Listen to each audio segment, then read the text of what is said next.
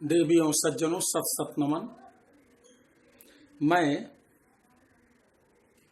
आपके सामने आत्म परिचय का 133वां भाग लेकर के उपस्थित हुआ हूं। बोलो आदि शक्ति माता जगदम्बा की जय।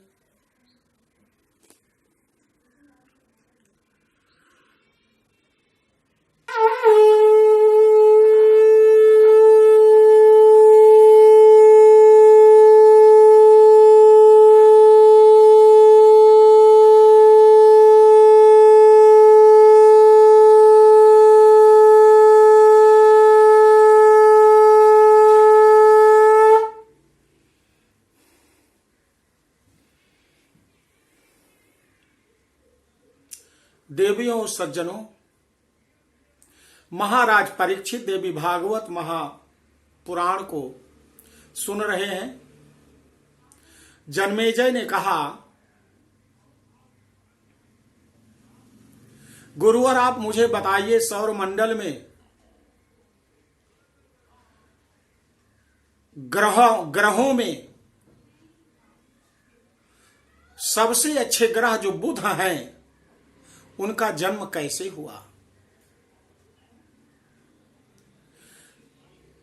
क्योंकि जो बुध यदि मनुष्य के जीवन में उनके अनुकूल हैं तो धन धान्य की कमी नहीं होती है, जीवन में शीतलता मिलती है। इसलिए आप मुझे बताइए। कहा, राजन आप को मैं बता रहा हूं, आप ध्यान से आप सुनिए।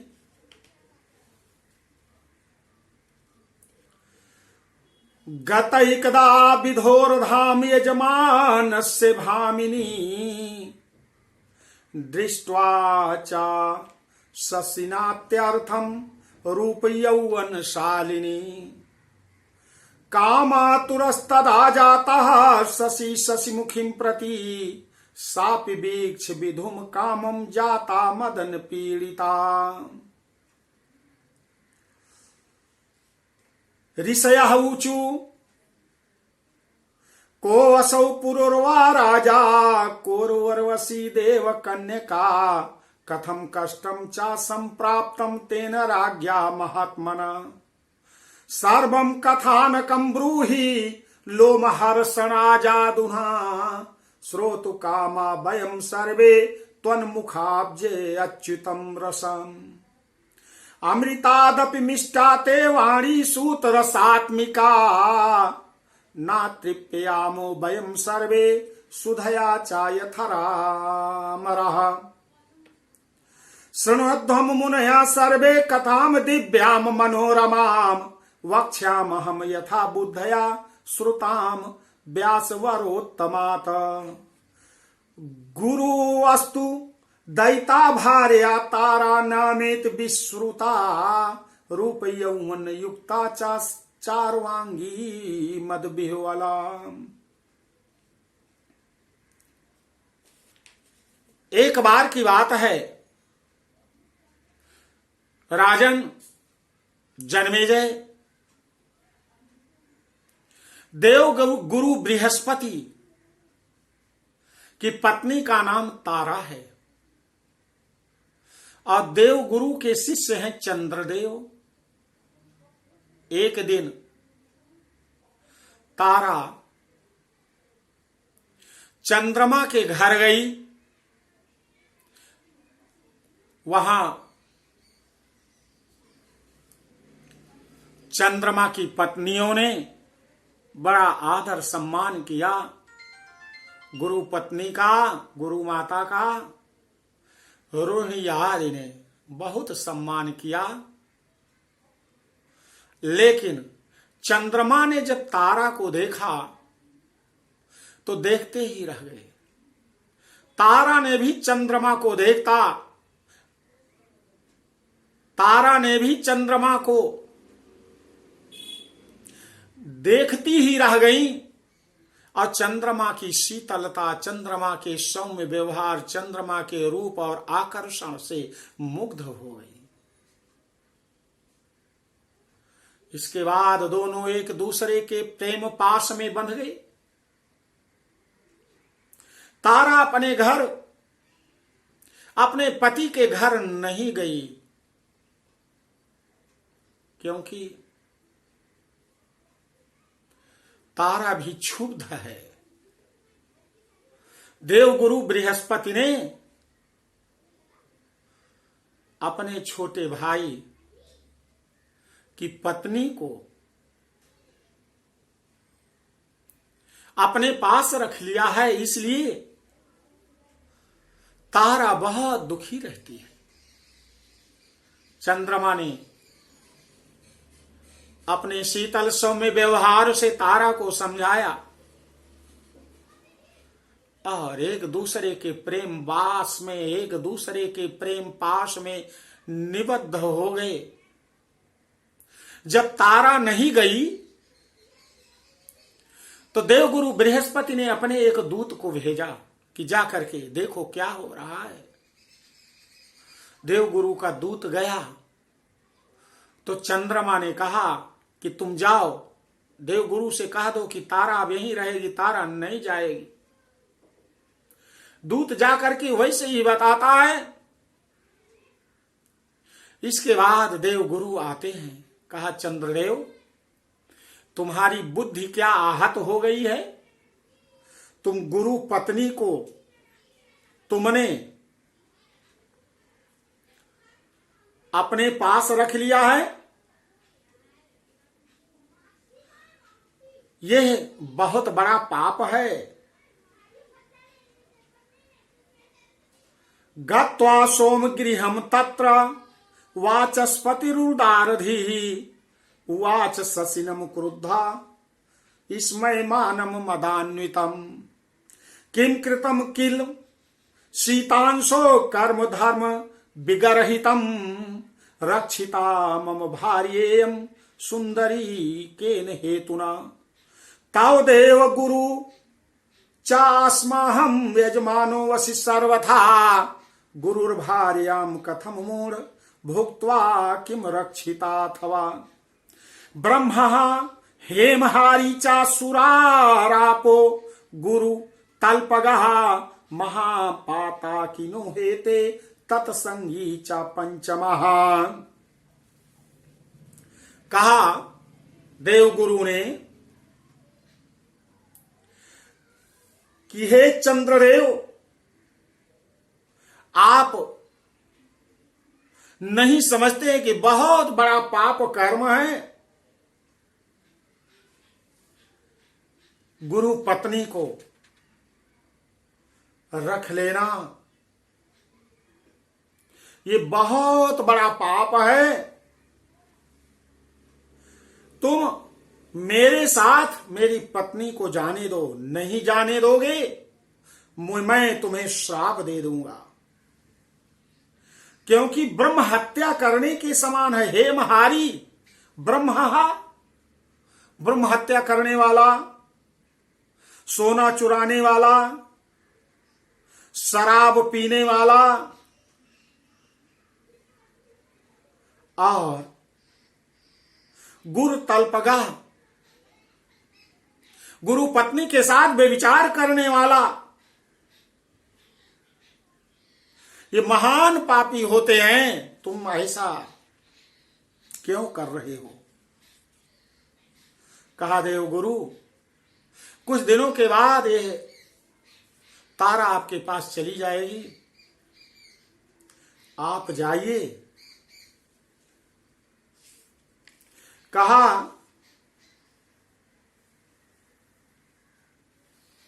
आप तो बहुत ही जानते हैं, आप जानते हैं कि क्रोध रहित धर्म शास्त्रज्ञ सदाचारी विप्र पूजे जाते हैं, लेकिन जो ब्राह्मण इन गुणों से हीन हो वे त्याज्य होते हैं। वह सुंदरी आपके घर अपनी इच्छा से एक दिन चली जाएगी, वो अपनी इच्छा से ही मेरे यहां रह रही है, इसलिए आप चिंता न करें। आपने ही धर्म शास्त्रों में प्रतिपादन किया हुआ है। आप बताते हैं कि रजो दर्शन के पहले पापाचरण करने वाली स्त्री और वैदिक कर्म आदि में लगा हुआ पापी ब्राह्मण भी कभी दूषित नहीं होता। चंद्रमा के कहने पर बृहस्पति देव लज्जित हो जाते हैं और लौट जाते हैं। कुछ दिन के बाद चिंता में घबराए पुनः चंद्रमा के यहां आते हैं और क्रोधित होकर के बहुत कुछ कहते हैं। जगामसो गृहम तोरणम चिंताविष्टा स्मातुरः दिनानि कतिचित् तत्र स्थित्वा चिंतातुरो गुरुः यथावथ गृहम तस्ये त्वरितश्चौषधीपते स्थिता छत्रा निषिद्धोऽसौ द्वार देशे रुषान्वितः ना जगाम शशि तत्र चुकोपात बृहस्पति अयमे मे शिष्यताम या तो गुरुर्पत्नीम तुमातराम जग्राह बलवतो धर्मी शिक्षणीयो मयाधुना उवाच वाचम कोपात्तु द्वार देश स्थितो वही किम शेषे भवने मंदा पपाचार सुराधमा देहि मे कामनीम शीघ्रम नोचेत् छापम ददाम्यहम् करोमि भस्मा सान्नूनम न ददासि प्रियाम मम क्रूराणि चयोमादीनि भाषणानि बृहस्पते श्रुत्वा द्विजपतिः शीघ्रं निर्गता सदना वही तमुवाच हसनन् सोमा किमिदं बहुभाषसे नाते योग्यासितपांगी सर्वलक्षण संयुक्ता कुरूपां चासो सादृशीं गृहाण्यम स्त्रियं द्विज भिक्षुकस्य गृहे योग्या नेदृशे वरवर्णिनी रति स्वासादृशो कान्ते नार्या किल निगद्यते त्वं न जानासि मंदात्मन काम शास्त्र विनिर्णयं यथेष्टं गच्छ दुर्विद्धे नाहं दास्यामि कामिनी यशक्यं कुरु तत्कामं न देया वरिवर्णिनी कामार्तस्य चाते शापो न माम बधितुर्मर्हति। देवगुरु इंद्र के पास जाने की सोच रहे हैं। कहा कि आज मैं कुछ न कुछ निर्णय करके जाऊंगा। कहा दुष्ट चंद्रमा तो निकल घर के बाहर। चंद्रमा नहीं निकलता है। काफी देर के बाद कहा मैं अब साथ दे दूंगा, तुम भस्म हो जाओगे। तो चंद्रमा निकला। कहा कि देखो गुरुदेव, मैं अब तुम्हारी पत्नी को नहीं दूंगा और तुम्हारा शाप मुझे कुछ नहीं लगेगा। जो चाहो सो तुम कर लो। कहा अच्छा। का चिंता ते महाभाग शोकार तो असि महामुने के नाप अपमानितो असि त्वम मम राज्ये गुरुश्चा त्वद आधीनमिदं सर्वं सैन्यं लोकाधिपैषः ब्रह्मा विष्णुस्तथा शंभुर ये चान्ये देव सप्तमः करिष्यन्ति चा सहायं का चिंतावत् साम्प्रतम् गुरुवाच स्वसिना अपहृता भार्या तारामं सुलोचना न ददाति चा दुष्टात्मा प्रथितो अपि पुनः पुनः किम करोमि सुरेशान त्वमेव शरणं मम सहायं कुरु देवेश दुखितो अस्मि सत्कृतो इंद्र उवाच मा शोकं कुरु धर्मज्ञ दासो अस्मि तव सुव्रत आनिष्याम्यहं नूनं भार्या तो महापते। देवगुरु बृहस्पति सोचते हैं कि अब ऐसे काम नहीं चलेगा। वह इंद्रलोक में देवराज इंद्र के पास गए, बड़े चिंतित हैं। देवराज इंद्र ने कहा गुरुदेव, आपके चेहरे पर चिंता की रेखा क्यों है? आपका शिष्य इतना बड़ा देवताओं का राजा, बताइए मुझे। कहा मेरी पत्नी का हरण हो गया है। कहा किसकी हिम्मत है? ब्रह्मा विष्णु महेश देवराज इंद्र आपके साथ हैं कि कौन ऐसा दुष्कृत्य किया है, बताइए, मैं उसे नहीं छोड़ूंगा। तब देवगुरु बृहस्पति ने बताया, कहा देवराज, चंद्रमा ने ऐसा घृणित कार्य किया है। मैंने एक बार अपने शिष्य को भेजा, दूसरी बार मैं स्वयं गया और तीसरी बार गया। आज तो उसने मुझे बहुत कुछ सुनाया। मैं क्या करूं, मेरी सहायता आप करें। कहा अवश्य देवगुरु आपकी सहायता करूंगा और दुष्ट से मैं गुरु माता को अवश्य छुड़ाऊंगा। इसके बाद प्रेषयामास सोमाय वार्ता संसिनम अद्भुतम सा गत्वा सशिलोकम तु त्वरिता सुविचक्षण। इसके बाद देवराज इंद्र ने अपने एक संदेशवाहक को चंद्रमा के पास भेजा।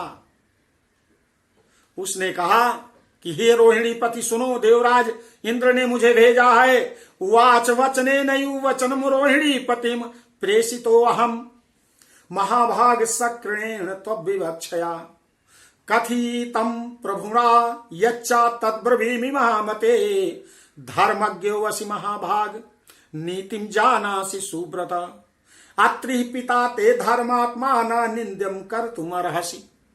देवराज इंद्र ने कहा कि हे चंद्रदेव, हे रोहिणी पति, आप बहुत बुद्धिमान बुद्धिशाली हैं।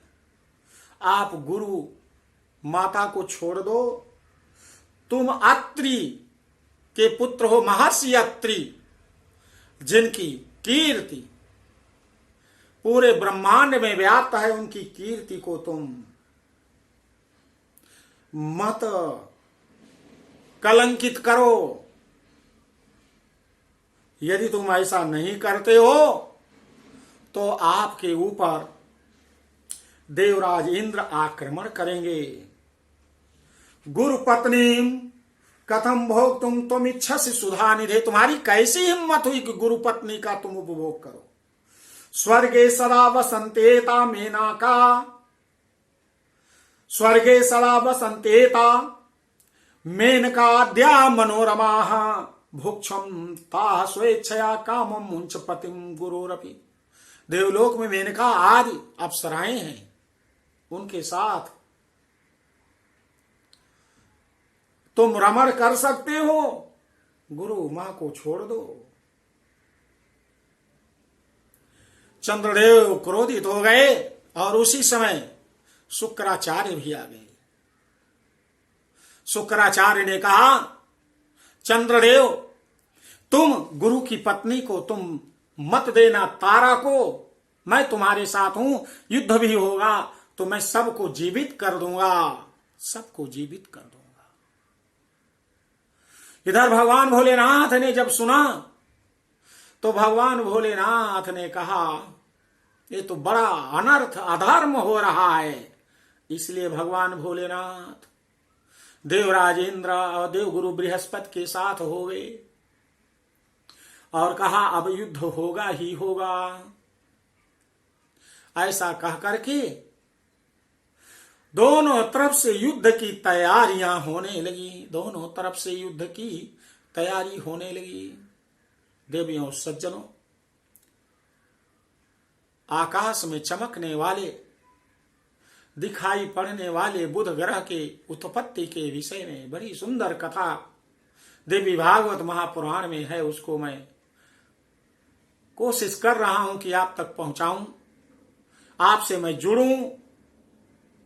उसे आप ध्यानपूर्वक इस 19 मिनट 20 मिनट के वीडियो को जरूर देखें और लोगों को आप भेजें, उनसे कहें सब्सक्राइब करें और इसको सुनने के बाद हर प्रकार से शांति और